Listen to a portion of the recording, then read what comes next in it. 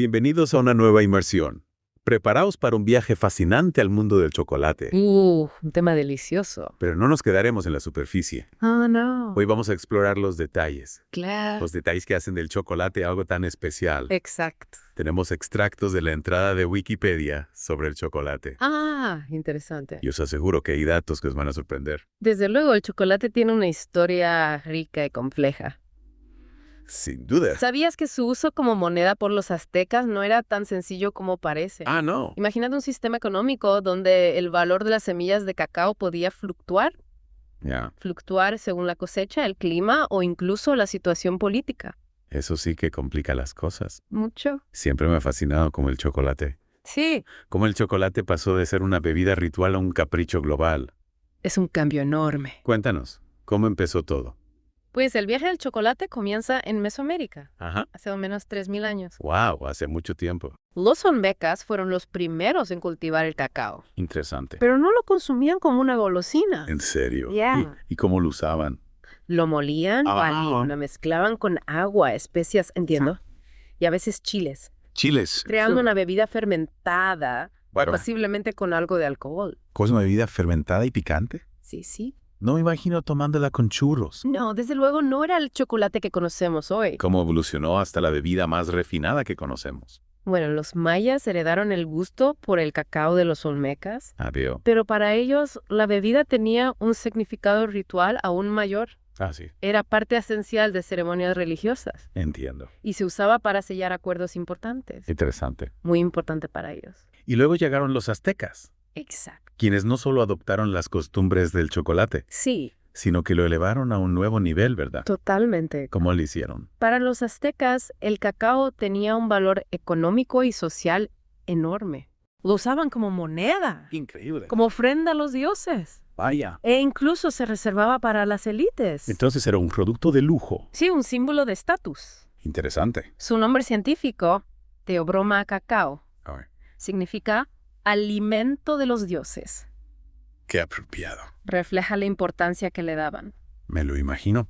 ¿Imaginas la complejidad de un sistema económico basado en semillas, donde el trueque y la fluctuación del valor eran la norma? Debió ser un sistema fascinante. ¿Cómo llegó este alimento de los dioses a conquistar el paladar europeo? Bueno, el primer europeo en probar una bebida de cacao fue Cristóbal Colón en 1502. Colón. Sí, durante su cuarto viaje a América. Increíble. Pero no le causó mucha impresión. ¿De verdad? Parece que no le gustó mucho. Qué curioso. Fue Hernán Cortés, Cortés. tras su llegada a México en 1519, quien reconoció su valor estratégico Era un hombre visionario. y lo introdujo en la corte española. Cortés, siempre un paso adelante. ¿Y cómo reaccionaron los españoles a esta bebida tan exótica? Al principio, el sabor amargo y picante no les convenció. Es comprensible. Pero al añadirle azúcar, canela, vainilla Qué rico.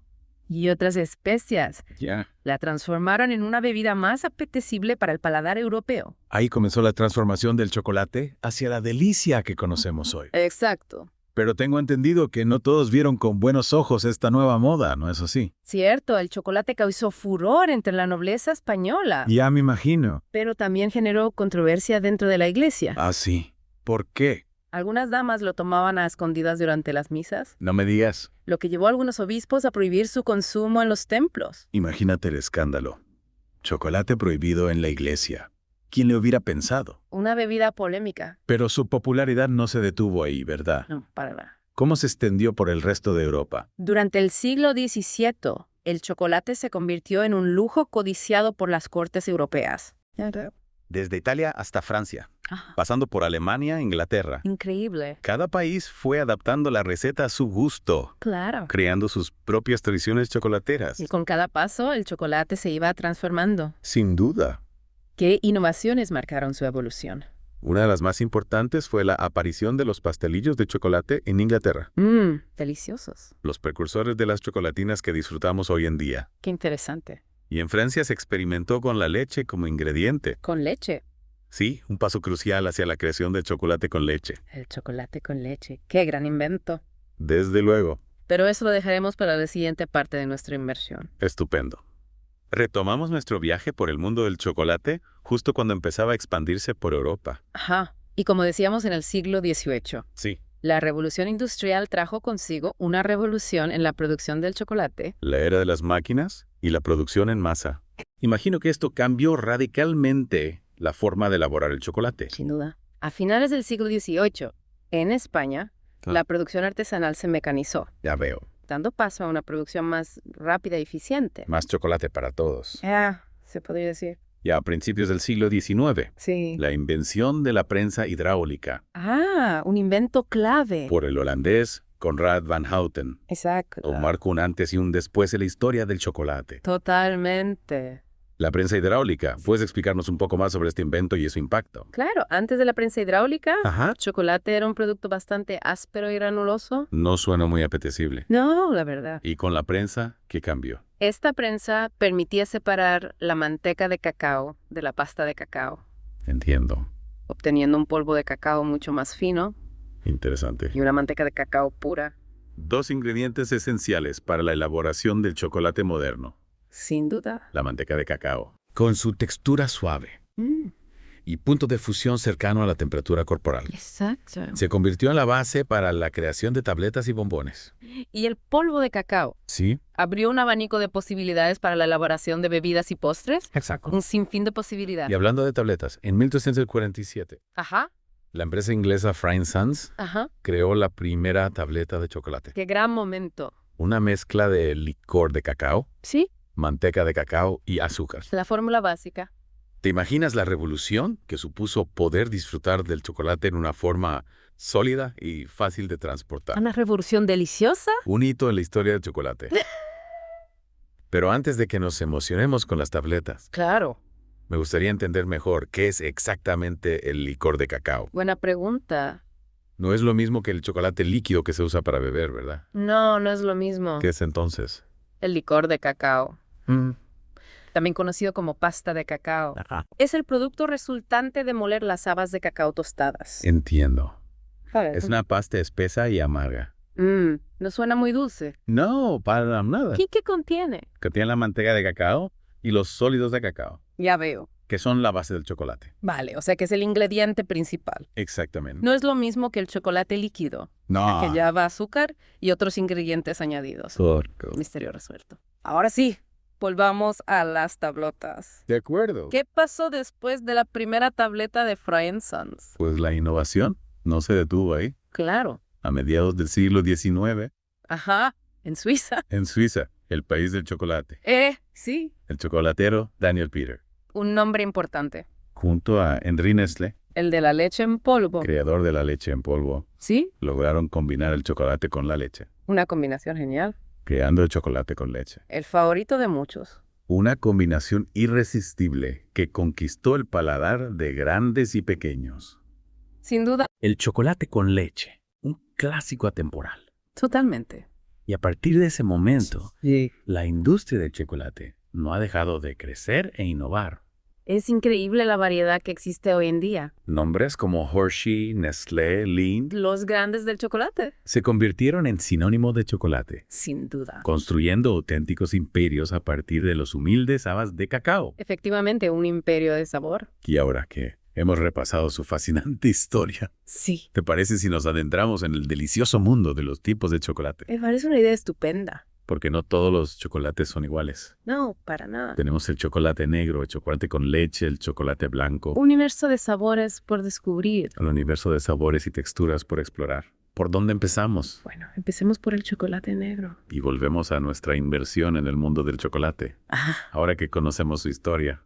Sí, y las diferentes variedades. Exacto. Vamos a desmontar algunos mitos. Me parece bien. Y a descubrir qué nos dice la ciencia sobre sus efectos en la salud. Interesante. Empecemos por uno de los mitos más persistentes. Ah, ¿El chocolate produce acné? esa es una buena pregunta.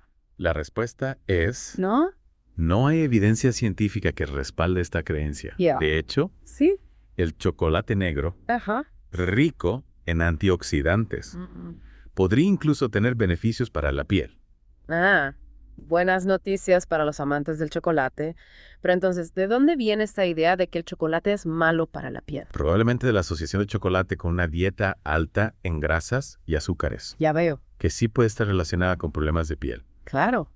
Pero el chocolate en sí mismo no es el culpable. Entiendo. Otro mito que me gustaría desmentir Sí. es el de que el chocolate es malo para el corazón. Ajá.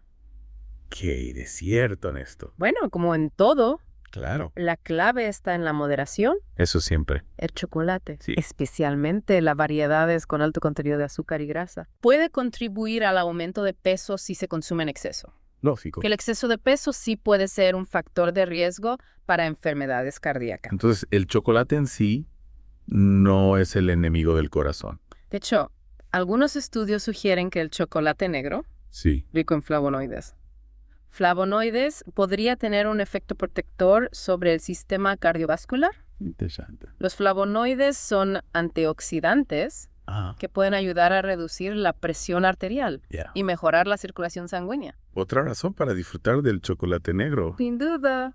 Pero, ¿qué hay de la creencia de que el chocolate es un afrodisíaco? Esa es una creencia que se remonta a la época de los aztecas, Ya veo. quienes lo consideraban un regalo de los dioses, con propiedades estimulantes. Y en la actualidad. No se sabe. Y aunque no hay pruebas concluyentes de que el chocolate tenga un efecto afrodisíaco directo, Entiendo. sí que contiene sustancias que pueden aumentar la producción de endorfinas. Las hormonas del placer. Es decir, Sí. que aunque no sea una poción mágica para el amor, No, no lo es. El chocolate sí nos puede hacer sentir bien. Exactamente. Y esa sensación de bienestar, Sí. combinada con su delicioso sabor y textura, puede crear una experiencia sensorial muy placentera. Totalmente de acuerdo. Hablando de placer, Sí, hay que recordar que no todos pueden disfrutar de chocolate con la misma tranquilidad. es cierto. Hay un grupo en particular que debe tener mucho cuidado, ¿verdad? Sí, me refiero a nuestras mascotas. Ah, las mascotas. El chocolate puede ser tóxico para perros, gatos, pájaros Vaya. y otros animales. ¿Y por qué es tóxico para ellos? La tiobromina, Ah, un compuesto presente en el chocolate. ya. Es difícil de metabolizar para ellos Entiendo. y puede causarles problemas graves de salud, Vaya, qué peligroso. incluso la muerte. Es fundamental mantener el chocolate fuera de su alcance. Totalmente de acuerdo. Un recordatorio importantísimo. Sin duda. Y con esto, Llegamos al final de nuestra inmersión en el mundo del chocolate. Ha sido un viaje fascinante. hemos recorrido su fascinante historia, Ah, descubierto sus variedades, sí. desmentido mitos Exacto. y aprendido sobre sus efectos en la salud. Espero que esta inmersión nos haya dejado con ganas de seguir explorando el apasionante universo del chocolate. Sin duda. Recordad, disfrutarlo con moderación, con responsabilidad y con todos los sentidos. Un consejo muy sabio. Gracias. Y hasta aquí nuestra inmersión de hoy. Hasta la próxima. Nos vemos en la próxima.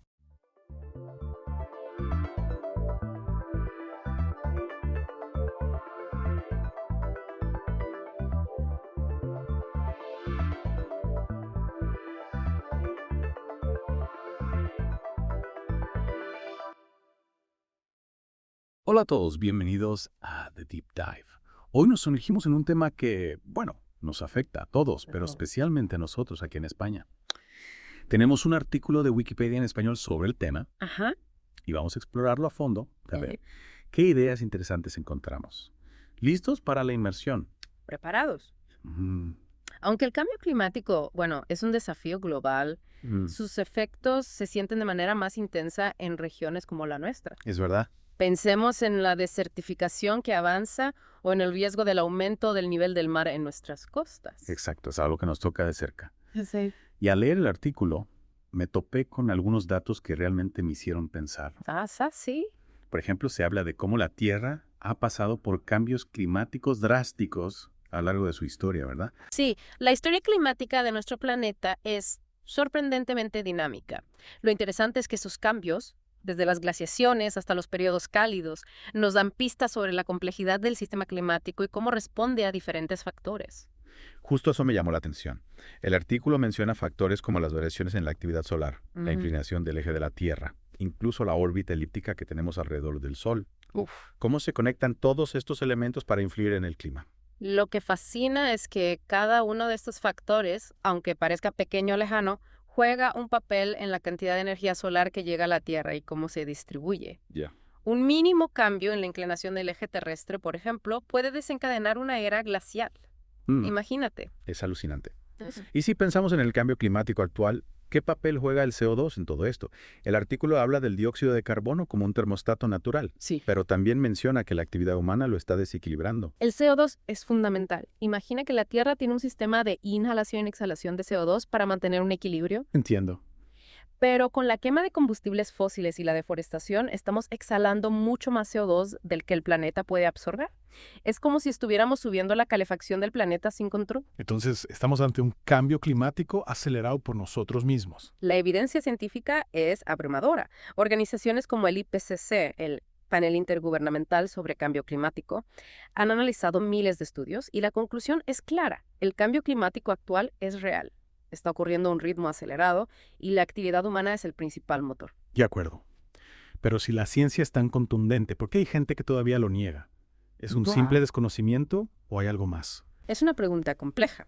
Sin duda, la desinformación juega un papel importante. Hay grupos con intereses en mantener el status quo que se benefician del modelo actual basado en los combustibles fósiles y difunden información distorsionada. Pero también hay un factor psicológico. A veces es difícil aceptar una realidad que nos exige cambiar nuestros hábitos. Es más fácil negarla o minimizarla. Entiendo. Y cambiando un poco el enfoque, ¿qué podemos hacer para mitigar este cambio climático? El artículo menciona algunas soluciones generales, ¿no?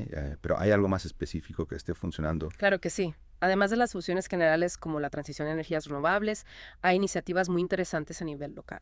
Por ejemplo, en España se están desarrollando proyectos de agricultura regenerativa que capturan CO2 del aire y lo almacenan en el suelo.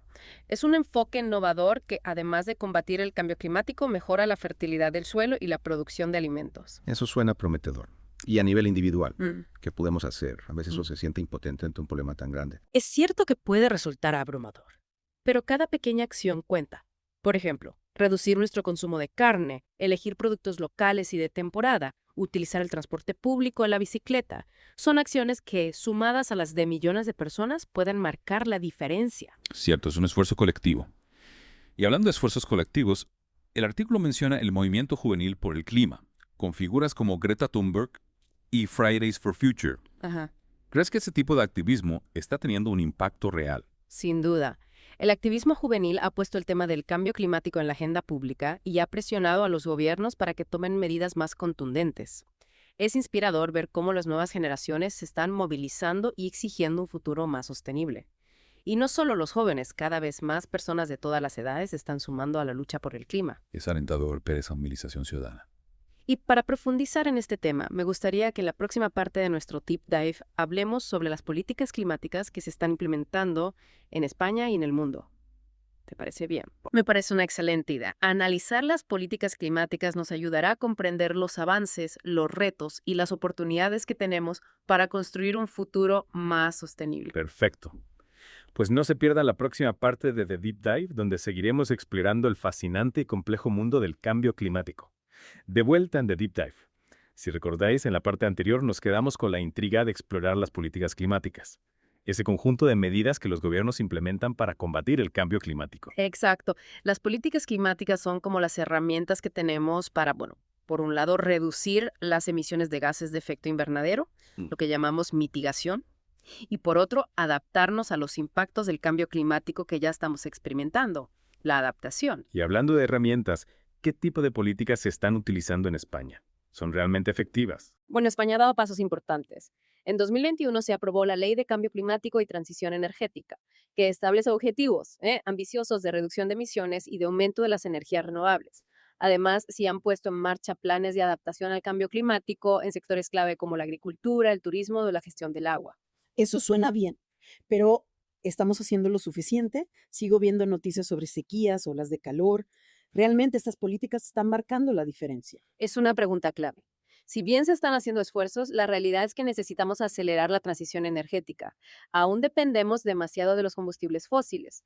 Y aunque las energías renovables están creciendo, necesitamos un impulso más decidido. La adaptación a los impactos del cambio climático también requiere una mayor inversión. Piensa en la necesidad de infraestructuras más resilientes al clima, la gestión sostenible de los recursos hídricos, la protección de los ecosistemas. Entiendo. Parece que hay un largo camino por recorrer. Y a nivel internacional, ¿cómo se está abordando el cambio climático? ¿Hay una verdadera cooperación global o cada país va por su cuenta? El Acuerdo de París de 2015 marcó un hito al comprometer a casi todos los países del mundo a reducir sus emisiones. Sin embargo, su implementación no está siendo lo suficientemente rápida y efectiva. Los países más desarrollados, que son los que más han contribuido al problema, tienen una responsabilidad mayor en liderar la transición hacia un modelo de desarrollo más sostenible. Y es crucial que apoyen a los países en desarrollo en su propia transición, tanto con financiación como con transferencia de tecnología. ¿Y cuáles son las principales barreras que están frenando la acción climática a nivel global? Hay varios factores. En primer lugar, hay intereses económicos muy poderosos que se benefician del modelo actual, basado en los combustibles fósiles. Estos grupos de presión influyen en las decisiones políticas y frenan el avance hacia un modelo más sostenible. En segundo lugar, la falta de voluntad política también juega un papel importante. A veces los gobiernos priorizan intereses a corto plazo, como el crecimiento económico por encima de la sostenibilidad a largo plazo. Y por último, no podemos olvidar la falta de conciencia y movilización ciudadana. Si la sociedad no exige cambios, los políticos no se sentirán presionados para actuar. Es cierto, a veces parece que la gente no termina de comprender la gravedad del problema.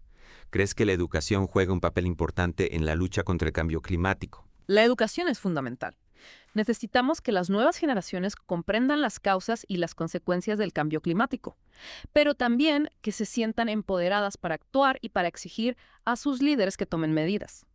Una educación que fomente el pensamiento crítico, la creatividad y la capacidad de actuar de manera responsable será clave para afrontar los desafíos del futuro. Totalmente de acuerdo. Y hablando de desafíos, el artículo de Wikipedia menciona el impacto del cambio climático en la agricultura. Dado que España es un país con una importante tradición agrícola, ¿cuáles son las principales amenazas que enfrenta este sector? El cambio climático ya está afectando a la agricultura española y se espera que sus impactos se intensifiquen en las próximas décadas. El aumento de las temperaturas, la disminución de las precipitaciones, la mayor frecuencia de eventos extremos como sequías, inundaciones, la proliferación de plagas y enfermedades. Son solo algunas de las amenazas. Esto no solo afecta a la producción de alimentos, sino también a la economía rural y el paisaje de nuestro país. Un panorama bastante preocupante.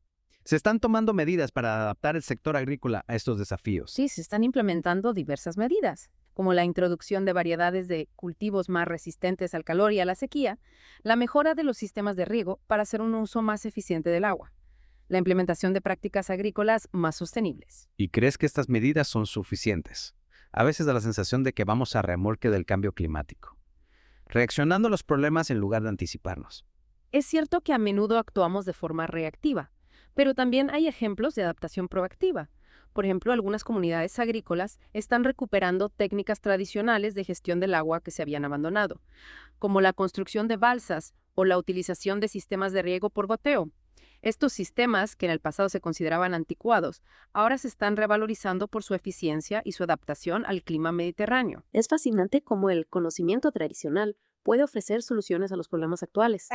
Y hablando de soluciones, me gustaría que en la próxima parte de nuestro Deep Dive profundicemos en las implicaciones éticas y sociales del cambio climático. ¿Qué te parece? De regreso en The Deep Dive.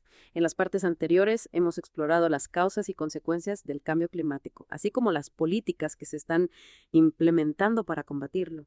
Pero hay una dimensión que, a menudo se pasa por alto y que me parece fundamental de abordar a las implicaciones éticas y sociales de este desafío global. Totalmente de acuerdo. El cambio climático no es solo un problema científico o técnico, es también un desafío ético que nos interpela como sociedad, nos obliga a reflexionar sobre nuestra responsabilidad hacia las generaciones futuras, hacia las comunidades más vulnerables y hacia el planeta en su conjunto. Exacto. Y al releer el artículo de Wikipedia, me llamó la atención la mención del concepto de justicia climática. ¿Qué significa exactamente este término? La justicia climática parte de la premisa de que quienes menos han contribuido al cambio climático son quienes más sufren sus consecuencias. Pensemos en los países en desarrollo, en las comunidades indígenas, en las poblaciones más pobres. Son quienes tienen menos recursos para adaptarse a los impactos del cambio climático, a pesar de que su huella de carbono es mucho menor que la de los países desarrollados. Es decir, que hay una clara desigualdad en la distribución de los impactos del cambio climático. ¿Cómo podemos garantizar una transición hacia un modelo más sostenible que sea justa y equitativa para todos? Es un desafío complejo que requiere un enfoque integral. Por un lado, es fundamental que los países desarrollados asuman su responsabilidad histórica y apoyen a los países en desarrollo en su transición hacia una economía baja en carbono. Esto implica proporcionar financiación, tecnología y capacitación, Por otro lado, es crucial que las políticas climáticas se diseñen de manera que no agraven las desigualdades existentes, sino que contribuyan a reducirlas. Por ejemplo, al crear empleos verdes, al mejorar el acceso a la energía limpia, al proteger a las comunidades más vulnerables. Hablando de comunidades vulnerables, el artículo de Wikipedia menciona el impacto del cambio climático en los pueblos indígenas. ¿Podrías contarnos un poco más sobre este tema? Los pueblos indígenas son guardianes de una gran parte de la biodiversidad del planeta, y sus conocimientos tradicionales son esenciales para la conservación de los ecosistemas. Sin embargo, el cambio climático está poniendo en riesgo sus territorios, sus culturas y sus medios de vida. La deforestación, la pérdida de biodiversidad, la alteración de los ciclos naturales, son solo algunos de los impactos que están sufriendo. Es injusto que quienes más han cuidado de la naturaleza sean quienes más están sufriendo las consecuencias de su degradación. ¿Qué podemos hacer para proteger a los pueblos indígenas y sus culturas frente al cambio climático? Es fundamental reconocer sus derechos a sus tierras, territorios y recursos naturales. También es importante integrar sus conocimientos tradicionales en las políticas de adaptación y mitigación del cambio climático. Y por supuesto es esencial garantizar su participación en la toma de decisiones que les afectan. Todo esto nos lleva a una reflexión más profunda sobre nuestro modelo de desarrollo. ¿Es compatible el crecimiento económico limitado con la sostenibilidad del planeta? Tenemos que elegir entre progreso y medio ambiente. Esa es la gran pregunta que debemos plantearnos como sociedad. El modelo de desarrollo actual, basado en el consumo masivo y la explotación de los recursos naturales, es insostenible a largo plazo. Necesitamos un cambio de paradigma, un modelo que ponga en el centro el bienestar humano y la sostenibilidad ambiental, un modelo que priorice la calidad de vida sobre la cantidad de bienes materiales. Un cambio de paradigma que requiere un cambio en nuestros valores, en nuestra forma de vida. ¿Qué podemos hacer cada uno de nosotros para contribuir a este cambio? Hay muchas cosas que podemos hacer en nuestro día a día. Reducir nuestro consumo de energía, utilizar el transporte público o la bicicleta, elegir productos locales y de temporada, reducir nuestro consumo de carne, reciclar y reutilizar, plantar árboles, participar en iniciativas ciudadanas, informarnos y sensibilizar a nuestro entorno. Es decir, se trata de adoptar un estilo de vida más consciente y responsable. No es fácil, pero es necesario. Y para terminar nuestro Deep Dive, me gustaría lanzar una pregunta a nuestros oyentes. Si tuvieras la oportunidad de diseñar un futuro sostenible, ¿cómo sería? ¿Qué valores lo guiarían? ¿Qué tipo de sociedad construirías? Las respuestas están en nuestras manos. Gracias por acompañarnos en esta inversión en el cambio climático.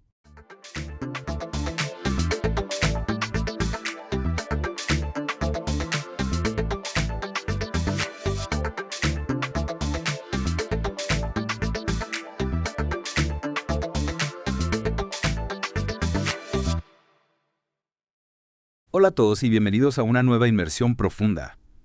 Hoy nos adentramos en un tema que, admitámoslo, a veces nos da un poco de repelús. La propaganda. Sí. Has compartido con nosotros algunos artículos fascinantes, incluyendo uno de la Wikipedia en español, sobre propaganda.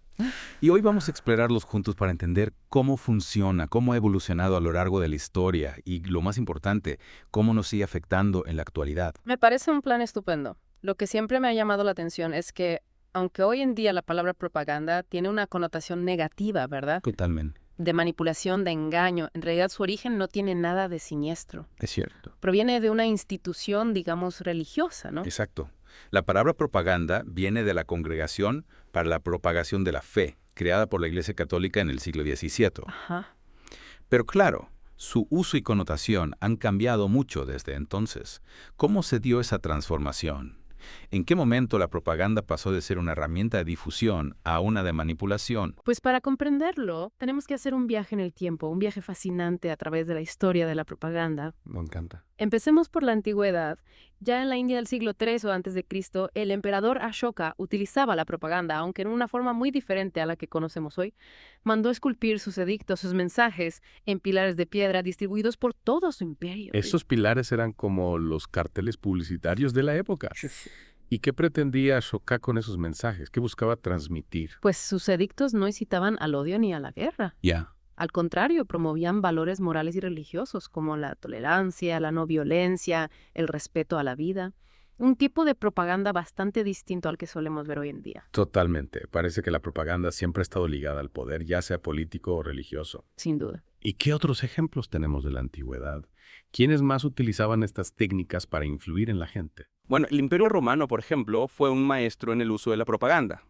Utilizaban estatuas, monedas, arquitectura monumental para ensalzar la figura del emperador y promover la idea de Roma como un imperio poderoso y civilizador. Claro, era una forma de legitimar su dominio, de mostrar su grandeza. ¿Y qué pasó en la Edad Media? ¿Siguió la propaganda usándose como herramienta de poder? Por supuesto que sí. La Iglesia Católica, por ejemplo, jugó un papel importante en la difusión de la propaganda, especialmente durante la Contrarreforma. Imaginar las pinturas y esculturas que llenaban las iglesias, las procesiones, las representaciones teatrales, todas ellas formas de transmitir un mensaje religioso, moral y también político. Eran los medios de comunicación de la época, ¿no? Usaban las herramientas a su alcance para llegar a la gente. Exactamente. Y no solo a la iglesia, también la monarquía.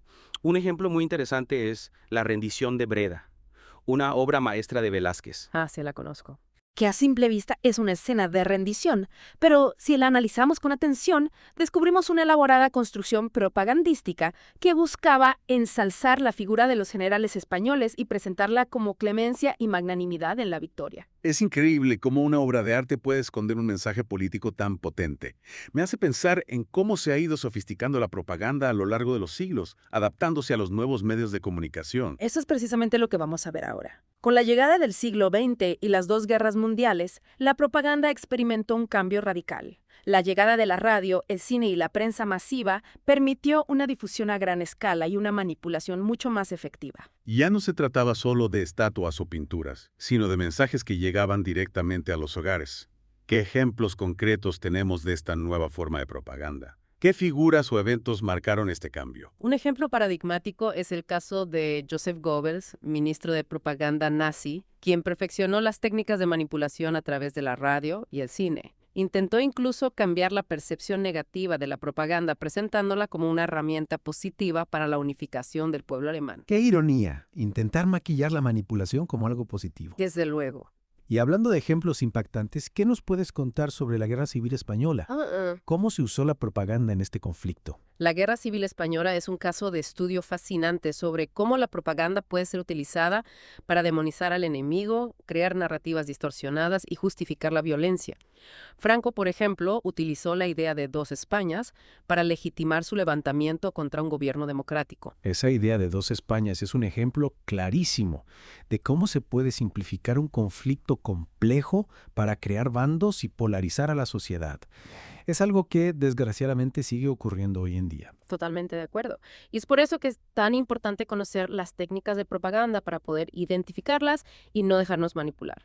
Pero eso lo haremos con más detalle en la siguiente parte de nuestra inmersión profunda. Estupendo. Tengo muchas ganas de seguir explorando este tema contigo. Esa idea de dos Españas que mencionabas es una muestra perfecta de cómo se usa la propaganda para dividir y manipular. En la Guerra Civil Española, ambos bandos la usaron para deshumanizar al enemigo, presentándolo como una amenaza, ¿no? Claro. Para la nación, para la familia, para los valores más profundos. Esa deshumanización del enemigo me parece especialmente peligrosa.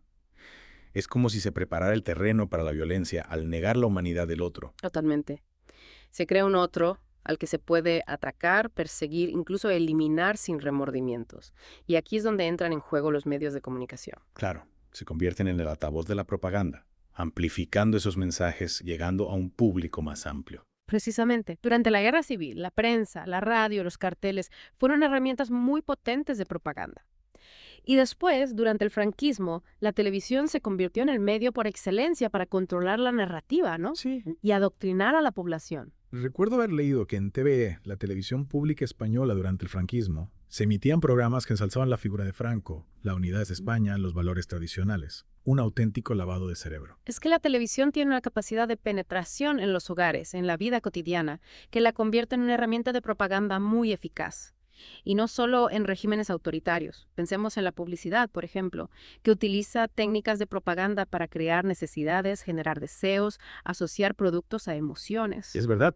Nunca lo había visto desde ese punto de vista, pero la publicidad también los manipula, aunque sea de forma más sutil. Claro, la propaganda no siempre es tan burda como la que vemos en las dictaduras. Puede ser mucho más sofisticada, más persuasiva, más difícil de detectar. Y ahí radica el peligro. Entonces, ¿cómo podemos protegernos de esa manipulación, de esa propaganda que se cuela en nuestras vidas sin que nos demos cuenta? La clave está en el pensamiento crítico. en cuestionar la información que recibimos, en buscar diferentes fuentes, en contrastar las noticias. No hay que tragarse todo lo que nos dicen, ni lo que leemos en Internet, ni lo que vemos en la televisión. Es decir, ser ciudadanos, informados, responsables, con criterio propio. No dejarnos llevar por la corriente, por las emociones, por los prejuicios. Exactamente. Y aquí es donde entra la educación. Es fundamental que desde pequeños aprendamos a analizar la información, a detectar las falacias, a no dejarnos engañar por las apariencias. Es una tarea que nos incumbe a todos, no solo a los profesores, a los periodistas, a los políticos. Todos somos responsables de construir una sociedad más crítica, más informada, más resistente a la manipulación. Totalmente de acuerdo. Y para ello es fundamental comprender las técnicas que utiliza la propaganda. Porque si conocemos al enemigo, por así decirlo, estaremos mejor preparados para defendernos de sus ataques. Eso me parece una idea clave. Entonces, ¿cuáles son esas técnicas que utiliza la propaganda para manipularnos? ¿Cómo podemos identificarlas? Bueno, hay muchas técnicas, pero algunas de las más comunes son el uso del miedo, la apelación a las emociones, la creación de chivos expiatorios, la simplificación de problemas complejos, la repetición constante de mensajes. Son técnicas que suenan muy familiares. ¿Podrías darnos algunos ejemplos concretos de cómo se utilizan en la actualidad? Claro. Por ejemplo, el miedo se utiliza a menudo para justificar medidas de seguridad, para crear un clima de alarma social, para convencernos de que necesitamos protección frente a una amenaza externa. Pensemos en cómo se ha utilizado el miedo al terrorismo para restringir libertades civiles, para justificar guerras, para controlar a la población. Es cierto, el miedo es un arma muy poderosa. Y la apelación a las emociones también, ¿verdad? He visto cómo se utilizan imágenes impactantes, música emotiva, discursos grandilocuentes para manipular nuestros sentimientos, para hacernos reaccionar de forma visceral, sin pensar. Exacto. La propaganda apela a nuestras emociones más primarias, al miedo, a la ira, a la esperanza, al patriotismo, para cortocircuitar nuestro razonamiento crítico.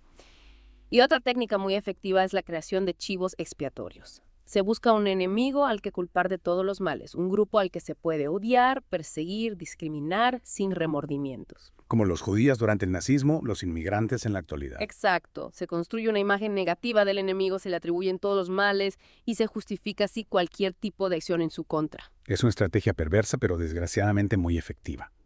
Y hablando de simplificación, creo que esa es otra técnica que vemos constantemente en los medios de comunicación, en la política, en las redes sociales. Se reducen los problemas complejos a blanco-negro, buenos o malos, sin matices, sin espacio para el debate. Es que la simplificación es la base de la propaganda. Se eliminan los matices, se crean bandos, se polariza la sociedad y así es más fácil manipular a la gente. Y por último, no podemos olvidar la repetición constante de mensajes. Es como el dicho.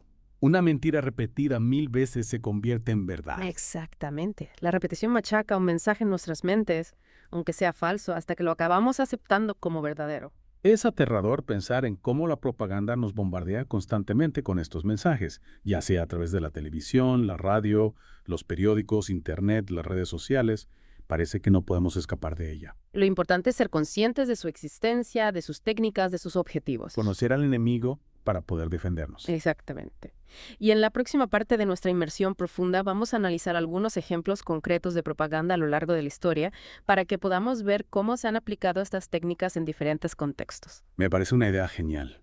Estoy deseando descubrir esos ejemplos y aprender a identificar la propaganda en el mundo real. Ya tengo ganas de ver esos ejemplos concretos de propaganda a lo largo de la historia. Claro que sí. Podemos retomar el ejemplo de la rendición de Breda, que mencionábamos al principio. Velázquez no solo pintó una escena de rendición, sino que la convirtió en una herramienta de propaganda muy poderosa. La actitud de los personajes, la composición de la escena, los detalles simbólicos. Todo está cuidadosamente orquestado para transmitir un mensaje. ¿Y cuál es ese mensaje? De magnanimidad española. Y humillación holandesa. Es como si la pintura estuviera contando una historia, una visión muy particular de los hechos. ¿Y qué otros ejemplos tenemos de propaganda a través del arte? ¿Se te ocurre alguno? Bueno, podríamos hablar de los frescos de la Capilla Sixtina, que exaltaban el poder de la Iglesia Católica, o los retratos de los reyes, que los presentaban como figuras casi divinas. El arte se ha usado durante siglos como un medio para difundir ideologías, para construir identidades nacionales, para legitimar el poder. Totalmente. Y con la llegada de los medios de comunicación modernos, la propaganda adquirió una nueva dimensión, ¿verdad? Exacto. Las dos guerras mundiales marcaron un antes y un después en el uso de la propaganda. Carteles, películas, programas de radio. Se usaron para movilizar a la población, demonizar al enemigo, justificar la guerra. Que la Primera Guerra Mundial, por ejemplo, se usaron carteles con imágenes impactantes, ¿no? Sí. De soldados heridos o de niños huérfanos. Exacto. Para generar odio hacia el enemigo y fomentar el patriotismo. Sí, y también mensajes que apelaban a la unidad nacional, al deber, al sacrificio. Se trataba de convencer a la gente de que la guerra era necesaria, justa, incluso gloriosa. Y durante la Segunda Guerra Mundial, la propaganda nazi llevó la manipulación a un nivel extremo, ¿verdad? Sin duda.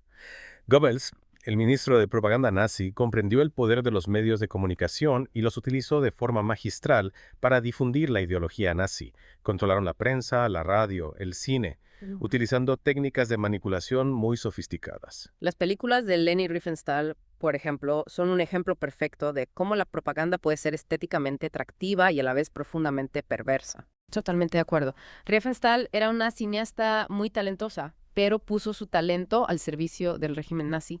Creó películas que glorificaban el nazismo, el culto al líder, la superioridad aria. Su película El triunfo de la voluntad, por ejemplo, es una obra maestra de la propaganda, con una estética impactante y un mensaje profundamente manipulador. Es un ejemplo escalofriante de cómo la propaganda puede seducirnos, engañarnos, hacernos creer en mentiras. Y volviendo a España, ¿cómo se utilizó la propaganda durante la Guerra Civil y la posterior dictadura franquista? La Guerra Civil Española fue un conflicto donde la propaganda jugó un papel crucial. Ambos bandos la utilizaron para demonizar al enemigo, movilizar a sus partidarios, justificar la violencia. Se crearon carteles, se emitieron programas de radio, se publicaron artículos en la prensa que distorsionaban la realidad, que creaban héroes y villanos, que alimentaban el odio y la polarización. Y tras la guerra, durante la dictadura franquista, la propaganda se convirtió en una herramienta fundamental para controlar a la población, ¿verdad? Exacto. Franco controlaba todos los medios de comunicación, la prensa, la radio, el cine y, más tarde, la televisión. Se censuraba cualquier información crítica con el régimen, se creaba una imagen idealizada del dictador, se promovían los valores tradicionales, la unidad de España, el catolicismo. TV, la televisión pública española, se convirtió en un instrumento de propaganda al servicio del régimen. Recuerdo haber visto imágenes de Franco en los noticiarios, de familias felices celebrando el Día de la Raza, de desfiles militares. Era una realidad construida, artificial, pero que se presentaba como la única verdad. Exacto. La propaganda franquista buscaba crear una sociedad dócil, obediente, que no cuestionara el orden establecido. Y para ello utilizaron todas las herramientas a su alcance, desde la censura hasta la manipulación de la información. Es asombroso cómo la propaganda se ha adaptado a los diferentes medios de comunicación a lo largo de la historia, desde los pilares de Ashoka hasta la televisión franquista. Lo que realmente me preocupa es que la propaganda no es algo del pasado, sino que sigue estando presente en nuestras vidas. A veces de forma más sutil, más difícil de detectar. Tienes toda la razón. La propaganda ha evolucionado, se ha sofisticado, se ha adaptado a los nuevos medios de comunicación, a las redes sociales, a Internet, pero sus objetivos siguen siendo los mismos. Manipular, controlar, persuadir. Es por eso que es tan importante que seamos conscientes de su existencia, que conozcamos sus técnicas, que desarrollemos un pensamiento crítico, que no nos dejemos engañar por las apariencias. Exacto. La mejor arma contra la propaganda es la información, la educación, el pensamiento crítico. Si aprendemos a cuestionar la información que recibimos, a buscar diferentes fuentes, a contrastar las noticias, a no dejarnos llevar por las emociones o los prejuicios, estaremos mejor preparados para resistir la manipulación. Es un mensaje esperanzador. Un llamado a la acción. No somos marionetas. Podemos pensar por nosotros mismos. Podemos discernir la verdad de la mentira. Totalmente de acuerdo. La lucha contra la propaganda es una lucha por la libertad, por la verdad, por la justicia. Y es una lucha que nos incumbe a todos. Muchas gracias por compartir tu conocimiento con nosotros, por ayudarnos a comprender mejor este complejo mundo de la propaganda.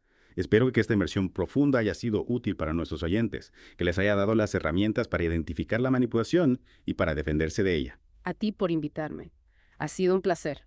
Y recordemos siempre que la verdad es un valor que debemos defender con determinación, porque es la base de una sociedad libre y justa. Hasta la próxima.